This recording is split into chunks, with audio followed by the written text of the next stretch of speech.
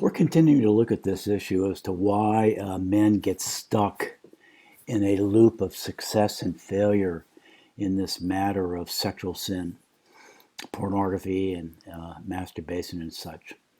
It's very, very frustrating for men over a long period of time who have been coming to the conclusion that they should not be doing pornography, masturbation, orgasm, and have been trying to stop that. It's a very, very common complaint and concern on the part of most men who have tried for a long time to be set free, but despite years and years and sometimes decades and decades of effort, they're not doing any better than they did previous 2 or 3 decades. And it's very frustrating. And oftentimes when they come to counseling, they they're very, very discouraged for obvious reasons. We're trying to identify why men get into this loop of success, I fail, I succeed, I fail, and why they can't break free from this. And today we want to look at another factor that contributes to being stuck in this loop, and it has to do with our thinking. Our thinking. The scriptures are written that we might think accurately about ourselves, about God, about life, about sex, about husbands, and dating, actually, and entering from a single into a marriage life, and all other kinds of things. But our problem is by nature, we don't think accurately. We're fooled, we're lied to, we are deceived by others, deceived by Satan, deceived by unbelievers, deceived by false teachers, and we even have a self-deception going on in ourselves as well. But nonetheless, the scriptures are written that we might have truth.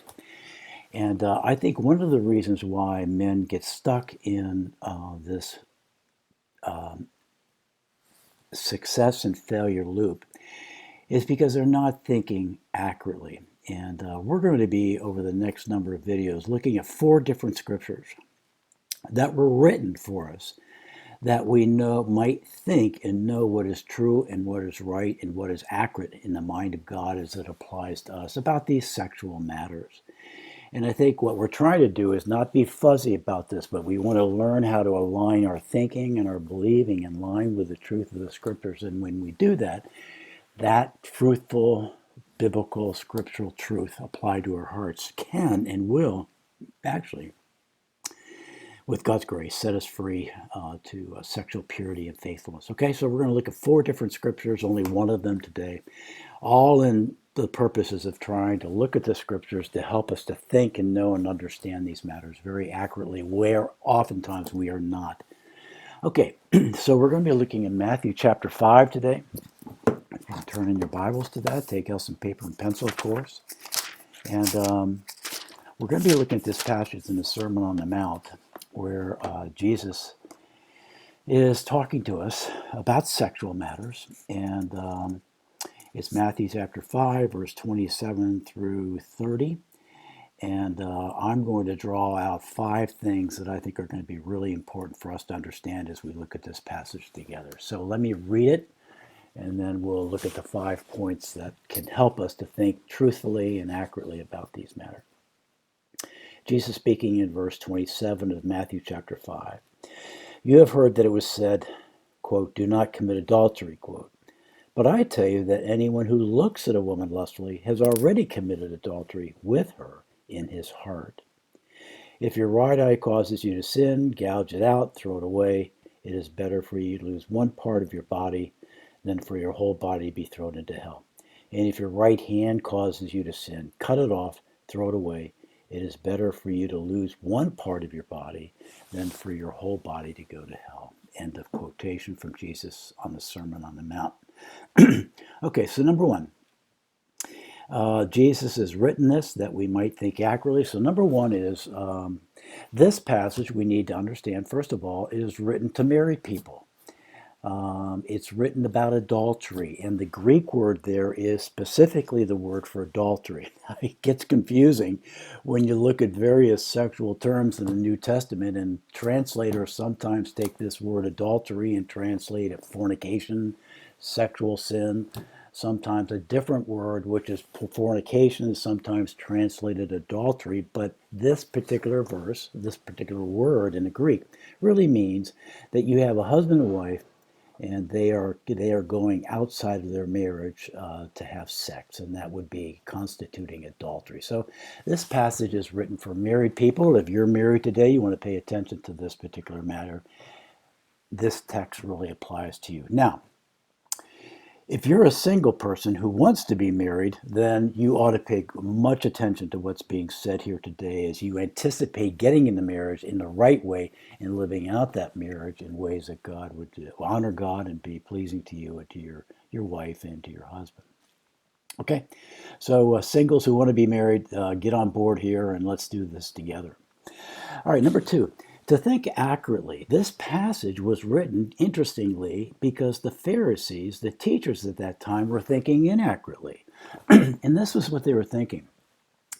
Their theology at that particular point was to look at the commandment of Moses as you shall not commit adultery. Okay, so they would say to themselves and teach others, as long as you're not having intercourse with another woman other than your spouse, everything else is okay. If you step over that line and have sex or intercourse with another woman, speaking to the men here, of course, then that would be sinful. But everything leading up to that would not be sinful. So, for example, if you were walking down the street and you saw a woman approach you and walk past you, and you looked at her and you studied her and you looked at her breasts, and you looked at her body and you looked at her shape, and you looked at her eyes and you thought about what was beneath the clothes, and you began to lust after her, and if you guys got acquainted, and if that transitioned at some point or another into looking upon her naked and mutual fondling going on, and kissing and things like that, but it didn't go over the line in terms of sexual intercourse. Well, the Pharisees would say, well, that's okay. That's not breaking this commandment, because Jesus is, or God is talking about here in the commandment about having adulterous and intercourse experience with someone other than your spouse. But everything leading up to that was really okay. And Jesus says, no, no, no, no. That's not the way to interpret that passage. God never intended you to understand it in that way. Let me set it straight. Yes, sex with another person while you're married is adultery. But if you are looking lustfully at another woman, then you're committing adultery as well. So God not only constitutes your behavior, but he also looks at your heart, and he's examining your eyes, and he's examining your desires, and he's examining your hands, and he's examining what's going on in your sexual organs. And he says simply in this passage, if you're looking lustfully upon a woman, then you have also committed adultery. So adultery not only involves sex with another person outside of marriage, but it also includes something that's going on inside your own heart and with your own eyes and with your lust and your desires. Now, so that's point number two, and that is Jesus is helping us to think accurately. No, this is not just adultery. This is adultery, but God looks upon this just looking with your eyes lustfully as adultery as well. Okay, now point number three is, how does this apply to somebody who does pornography, a husband in this case, a husband who does pornography and then masturbation and orgasm? Where does he lie in here? Well, obviously he's over here. But this is a man who looks at pornography. He looks at a naked woman for sure. Secondly, he desires her and lusts for her in his heart. Thirdly, he's looking upon her in a naked way. And fourthly, he is getting naked himself in lieu of this particular image that he's looking at. And number five, he masturbates and has a sexual experience in relationship to this lady that he's looking at online. So if simply looking at a woman lustfully constitutes adultery, look how much more serious that a man who does pornography and masturbation and orgasm. He's looking upon her nakedly. He's not only imagining what sex would look like, but he gets undressed. Now they're both naked, and he has a sexual experience, an actual sexual experience, masturbation, orgasm, according to this woman that he's looking at online. Surely we could understand that that is a more grievous form of beyond just looking at somebody lustfully.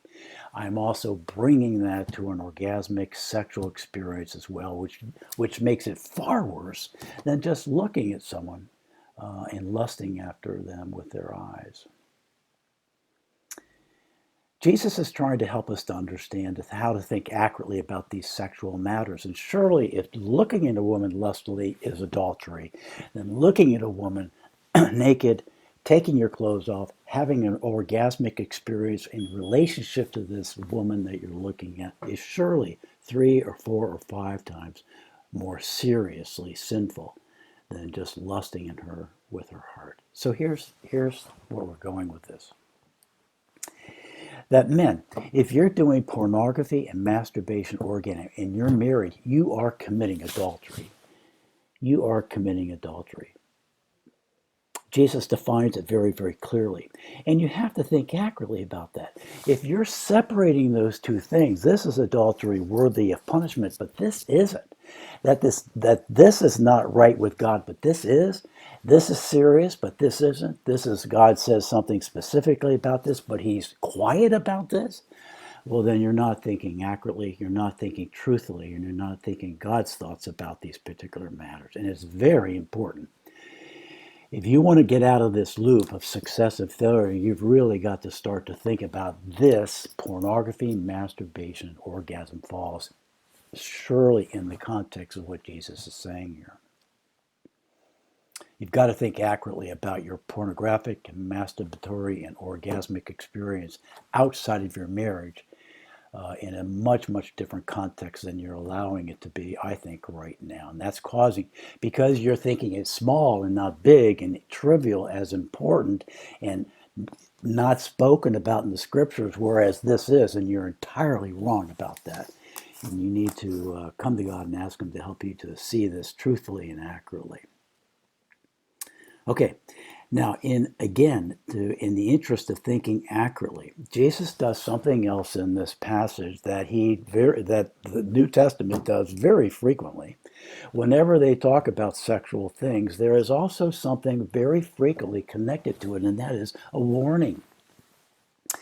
Jesus says here, if your right eye causes you to sin, gouge it out. If your right eye is causing you to look lustfully at a woman, then take every measure possible.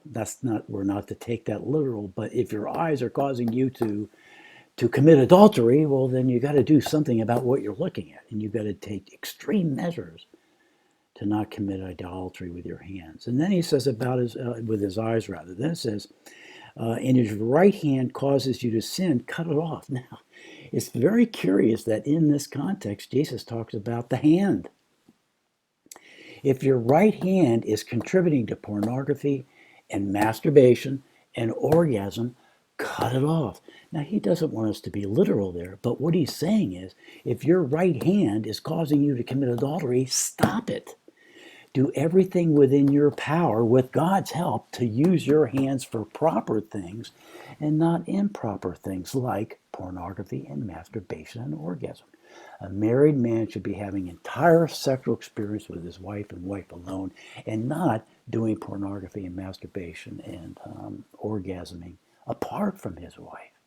That's very, very sinful. It's actually adultery, and there's a warning here. If you don't do this, then you might go into hell with, a right hand and a right eye, but it would be far better for you to go without a hand and an eye by cutting off this particular avenue of sin in your life. Okay?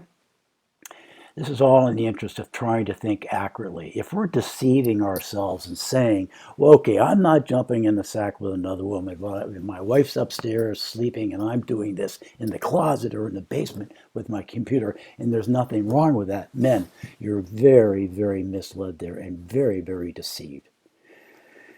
Now, you can stay in that deception, but it would not be to your benefit. Think accurately, long and hard about this passage and how it applies to you. That's the fourth thing that we need to pay attention to here. Now, there's a fifth thing that I think we need to be aware of here. If this sin, if you've been committing this sin and you now understand that this is a big deal and just as big a deal as that, and this is new to you and you're lining up here, well, you might be in a state of panic right now thinking, oh no, look at all that I've done, and am I really going to be able to stop this thing? And what I would encourage you to do is to go to God, acknowledge to Him that you have broken your marriage vows 10, 100, 1,000, or maybe 5,000 times in the course of your marriage because of what you've done here. You might be able to thank God that you've not had sex with another woman, but you have had sex with another woman as you have done this through pornography, masturbation, orgasm, and you need the grace of God. You need God to be able to extend His forgiveness to you for those 10, 100, or 1,000 or 5,000 times that you have broken your marriage vows.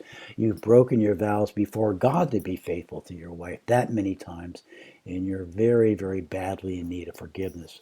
And you really need to seek out God and ask if He'll extend His forgiveness and mercy and grace to you for all that you've done in terms of this adultery and sexual sin that you've been committing in your marriage. But this passage was also written, this passage was written for two reasons. Number one is to help us to understand how sinful we are. Is there a man in whom this does not apply to, speaking to men specifically? No, we all fall under the wrath of God because of what we've done with our eyes and what we've done with our hands and the way that we've treated other women and men. And so we have to seek forgiveness. This is meant to bring us to the place of understanding that we cannot be acceptable to God on the basis of who we are and what we've done. We are hopeless and helpless. And so we're going to look outside of ourselves for forgiveness and for a Savior to come to rescue us. And that's what this passage was intended to do. But this passage was intended to also, once we've been saved, to teach us how to live. So you may be saved here, but you have to apply this passage now to how you're to live. And what God is saying here is, look, now that you're saved and in your marriage, I want you to be done with sexual sin. I want you to finish it. I want you to end it. I want you to terminate it. I want you to obliterate it. I want you to put it to death. I want you to go about your marriage entirely sexually pure and faithful to me, God says, and then also to your wife day to day, and not drift away from that to ungodly and sexual sin and adultery and such things. Okay? I hope that's helpful to you.